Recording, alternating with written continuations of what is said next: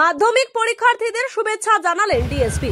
সোমবার রাজ্য জুড়ে শুরু হয়েছে মাধ্যমিক পরীক্ষা। ছাত্র জীবনের একটি গুরুত্বপূর্ণ পরীক্ষায় ছাত্রছাত্রীদের মনোবল বৃদ্ধি করতে উদ্যোগ গ্রহণ করেছেন জলপাইগুড়ি জেলা পুলিশ। সোমবার জেলা পুলিশের নির্দেশে ডিএসপি শান্তিনাথ পাজা ময়নাগুড়ি ব্লকের বিভিন্ন মাধ্যমিক পরীক্ষা কেন্দ্রে গেলেন। পাশাপাশি ছাত্রছাত্রীদের চকলেট, জলের বোতল, কলম এবং গোলাপ ফুল দিয়ে উৎসাহ প্রদান করলেন।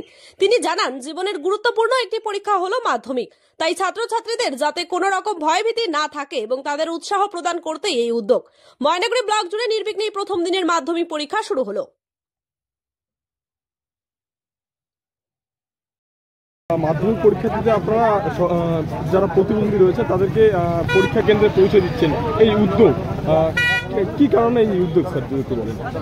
যারা প্রথম পরীক্ষা জীবনে প্রথম দিচ্ছে এবং যারা ফিজিক্যালি চ্যালেঞ্জ, তাদের জন্য আমরা জেলা পুলিশের তরফ থেকে, আমরা ময়নাগুড়ি থানার তরফ থেকে আমরা স্টেপ নিয়েছি যাতে সুস্থভাবে পরীক্ষা দিতে পারে। তাদের মনে একটা পুলিশ প্রশাসন তাদের পাশে আছে, জলপাইগুড়ি জেলা পুলিশ প্রশাসন পাশে আছে, এটা একটা বার্তা দেওয়া এইটা।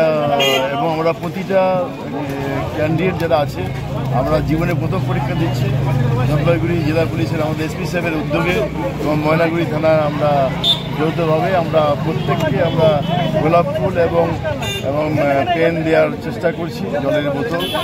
তারা জীবনে যারা প্রথম পরীক্ষা দিচ্ছে তাদের মধ্যে যেন ভয়ভীতি না থাকে, মানে উৎসাহ দিতেই কি আপনাদের এই উদ্যোগ? এবং তাদের আমরা উৎসাহ দিচ্ছি, তাদের যেন কোনো ভয়ভীতি না থাকে, ভালোভাবে পরীক্ষা দিক, আগামী দিনে তারা বড় জায়গায় যায়। স্যার, আপনি তো ময়নাগুড়ি বিভিন্ন স্কুলগুলি ভিজিট করছেন, এখনো পর্যন্ত কীরকম অবস্থা রয়েছে?